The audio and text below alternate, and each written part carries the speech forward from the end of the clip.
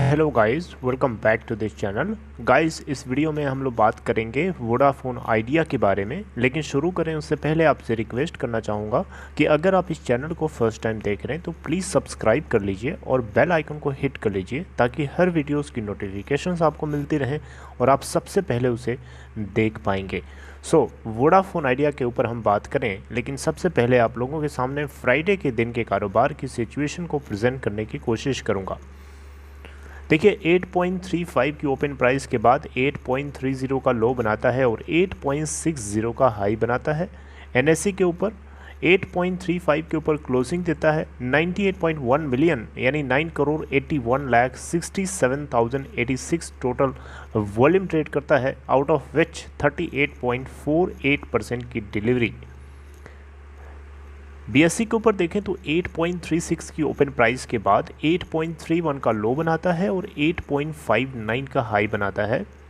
8.36 के ऊपर क्लोजिंग देता है। टोटल वॉल्यूम ट्रेड करता है 2,46,55,971, आउट ऑफ विच 29.93% की डिलीवरी है। अगर आप देखें तो इस कंपनी का 52 वीक लो एनएससी के ऊपर है 3.90 का और 52 वीक हाई है 13.80 का। मार्केट कैप आज की डेट में 23,994.05 करोड़, लगभग 24,000 करोड़ रुपए मान के चलिए। देखिए, कंपनी की स्टॉक प्राइस अगर ऊपर भागती है तो डेफिनेटली उसका मार्केट प्राइस उसी को फॉलो करता है और डायरेक्टली प्रोपोर्शनल होने के साथ साथ वो भी बढ़ता है।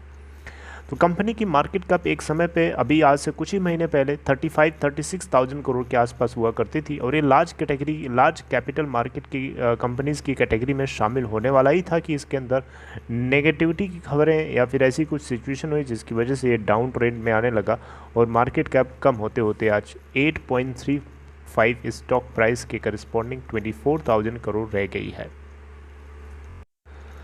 तो गाइज़, मैं आप लोगों से इस वीडियो के ज़रिए बात करने की कोशिश करूंगा इस कंपनी के ऊपर कि कंपनी के अंदर ग्रोथ का पोटेंशियल छुपा हुआ है। आपको वो चीज़ दिखे या ना दिखे, मैं आपको दिखाने की कोशिश करूंगा। देखिए, कंपनी ने अभी हाल ही में इस कंपनी ने बेसिकली इंडस टावर की तरफ से इंडस टावर के Q4 के रिज़ल्ट्स अभी रिलीज़ किए गए आ चुके हैं और इंडस टावर के Q4 के रिज़ल्ट को मैं आपके सामने डिस्कस नहीं करने वाला हूं, बल्कि इंडस टावर का जो मैनेजमेंट है, जो वो पॉइंट प्रेजेंट कर रहा है वोडाफोन आइडिया के लिए, या यूं समझिए कि जो जिस तरीके से वो देख रहे हैं इस कंपनी को, वोडाफोन आइडिया को, वो मैं आप लोगों के सामने प्रेजेंट करने की कोशिश करूँगा। प्लस टेलीकॉम सेक्टर के ऊपर क्या उनका विजन है, किस तरीके से वो देखते हैं फ्यूचर को लेकर के, वो भी मैं आपको डेटा के साथ प्रेजेंट करने की कोशिश करूंगा।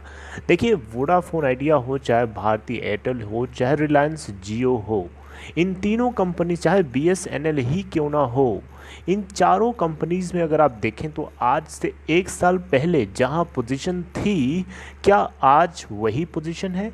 नहीं जी, नहीं, ऐसा नहीं है। आज टेलीकॉम सेक्टर लास्ट के 1 ईयर के कंपेयर में काफ़ी ऊपर आ चुका है। अगर आप टैरिफ हाइक की बात करें तो टैरिफ हाइक अभी आपको रिसेंटली हो सकता है होती हुई ना दिखाई दे। क्यों?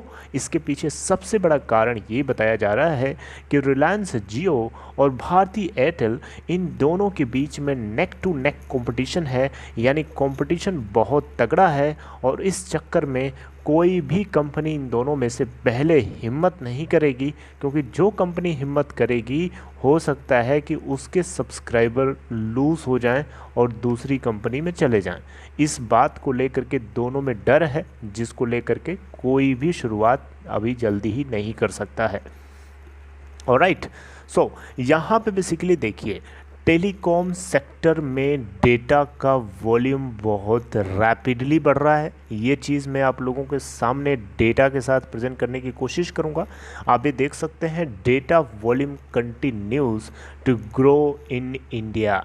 इसके पीछे कारण है, इसके पीछे सबसे बड़ा कारण कोरोना वायरस है। आपको पता है, कोरोना वायरस के आने की वजह से most of the businesses home हो गए, वर्क टू होम हो गए। काफ़ी लोगों ने अपने काम को, धंधे को, एजुकेशन का बिजनेस हो, चाहे कोई आईटी का बिजनेस हो, चाहे किसी भी तरीके का बिजनेस हो, आपको पता है सारे बिजनेस टेलीकॉम के इंफ्रास्ट्रक्चर के ऊपर डिपेंडेंट हैं, राइट। तो इस तरीके से देखें तो डेटा का वॉल्यूम बढ़ रहा है, यानी कंजम्पशन बढ़ रहा है। लगभग अगर आप कंपेयर करें एक साल पीछे से, तो अभी की डेट में जो डेटा है वो 40% से भी ज़्यादा ग्रो कर चुका है, ऑलराइट। तो बेसिकली ये एक बहुत बड़ा नंबर होता है, और इतना ज़्यादा ह्यूज कंजम्पशन अगर डेटा का बढ़ेगा तो डेफिनेटली इससे एक चीज़ तो तय है, कंपनीज़ के अंदर अर्निंग्स भी बढ़ेंगी उसी के रेशियो में। क्यों? क्योंकि डेटा बढ़ेगा, कंजम्पशन बढ़ेगा, लोग बढ़ेंगे, लोग यूज़ करने वाले बढ़ेंगे, तो डेफिनेटली इसके अंदर लोग ज़्यादा से ज़्यादा इनके प्रोडक्ट्स की ख़रीदारी करेंगे और ज़्यादा से ज़्यादा इनका रेवेन्यू आएगा, ज़्यादा से ज़्यादा प्रॉफिट आएगा। अब देखिए इंडस टावर की बात करें तो इंडस टावर आपको पता है भारतीय इंफ्राटेल के बाद मर्जर के बाद एक यूनिट हो चुकी है, और उसके बावजूद भी अभी भी ये कंपनी वोडाफोन आइडिया के बिज़नेस को लेकर के पूरी तरीके से, एक तरीके से कह सकते हो कि कॉन्फिडेंट है, इसके फ्यूचर को लेकर के ऑप्टिमिस्टिक है। बहुत लोग इस बात की चिंता जता रहे हैं कि वोडाफोन आइडिया अगर डूब जाती है या शट डाउन हो जाती है, उस केस में जो इंडस टावर का जो बिज़नेस है उसको एक बहुत ही बड़ा झटका लग सकता है। तो ये बात आपकी बिल्कुल सच है, ये गलत नहीं है, ये कहना बिल्कुल सच होगा। लेकिन इसके ऊपर इंडस टावर की तरफ से जो मैनेजिंग डायरेक्टर हैं उनसे ये बात जब पूछी गई तो उन्होंने ये बात बोला कि वोडाफोन आइडिया के लेकर के वो काफ़ी ज़्यादा पॉजिटिव हैं, और ये कंफर्म है काफ़ी ज़्यादा। एक टावर कंपनी की पर्सपेक्टिव से अगर हम देखें तो वोडाफोन आइडिया को लेते हुए इंडियन टेलीकॉम सेक्टर में 3 कंपनीज़ का होना ये तय है। इस बात को ये चीज़ इस बात को ये कंफर्म करते हैं। ऑल्दो इस बात की गारंटी नहीं देते हैं कि 3 कंपनीज होगी, लेकिन कंफर्म है एक तरीके से, एक विजन है इनका, राइट। तो यहाँ पे मेरा कंसर्न स्पेसिफिकली डेटा वॉल्यूम को लेकर के था, जो मैं आपको कनेक्ट करके बताने की कोशिश करूँगा। इसकी गहराई बहुत ज़्यादा है। देखो, अगर किसी देश के अंदर डेटा का कंजम्पशन बढ़ेगा, यानी डेटा को यूज़ करने वाले लोग बढ़ेंगे, लोगों को ज़्यादा से ज़्यादा मोबाइल चाहिए, ज़्यादा से ज़्यादा सिम चाहिए, तो एक तरीके से देखा जाए तो इनके प्रोडक्ट्स कई तरीके से बिकेंगे। इनकी सिम्स ज़्यादा से ज़्यादा बिकेंगी, इनका डेटा ज़्यादा से ज़्यादा बिकेगा, इनके जो कॉल वाउचर्स होते हैं वो ज़्यादा से ज़्यादा, यानी एक तरीके से देखा जाए तो इनके जितने भी प्रोडक्ट्स हैं वो सारे के सारे प्रोडक्ट्स का कंजम्पशन बढ़ेगा।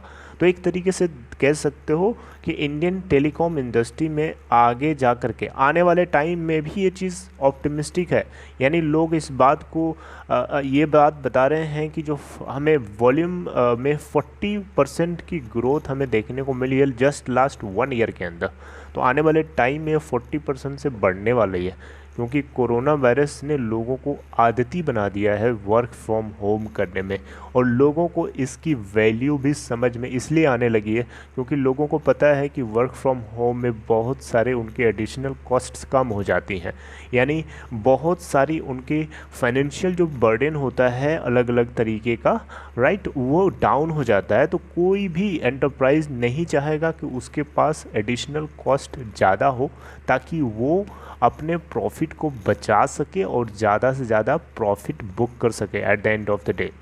Are you getting my point? तो इस तरीके से देखा जाए तो लोग अब इसके आदती हो गए हैं, बल्कि और ये आदत बढ़ने वाली है, क्योंकि सेकेंड वेव जो है कोरोना वायरस की, ये और ज़्यादा लोगों को नया नया लेसन सिखा रही है, राइट। तो overall at the end of the video I would like to conclude that कि वोडाफोन आइडिया ही नहीं बल्कि जितनी और कंपनीज हैं इन सभी के अंदर डेटा का कंजम्पशन बढ़ने वाला है, और आने वाले टाइम में इसको लेकर के डेफिनेटली ग्रोथ होने वाली है। और टैरिफ हाइक अगर हो जाती है इस बीच में तो ये एक बहुत अच्छी बात होगी स्पेसिफिकली वोडाफोन आइडिया के लिए, ऑलराइट, जो कि प्रेजेंटली थोड़ा सा मुश्किल लग रहा है क्योंकि नेक टू नेक कंपटीशन होने की वजह से शायद ऐसा आपको होता हुआ ना दिखे।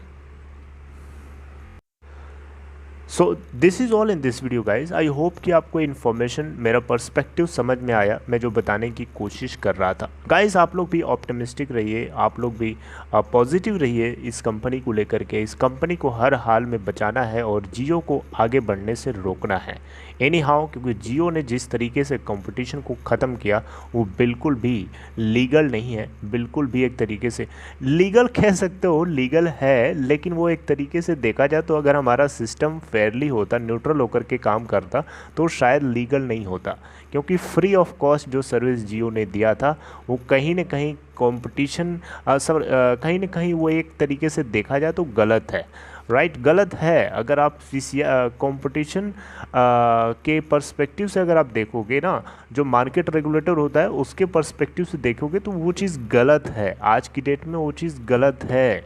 आप इस चीज़ को किस तरीके से देखते हैं आप हमें बता सकते हैं कमेंट बॉक्स में, मैं इसके ऊपर सेपरेट अलग तरीके से बताने की कोशिश करूँगा एक नेक्स्ट वीडियो के जरिए।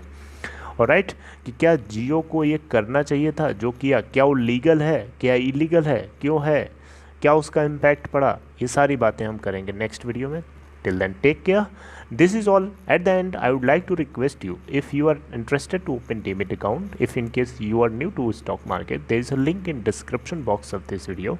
You can click on that link to open your account in Upstock. Alright guys, see you next time. Take care.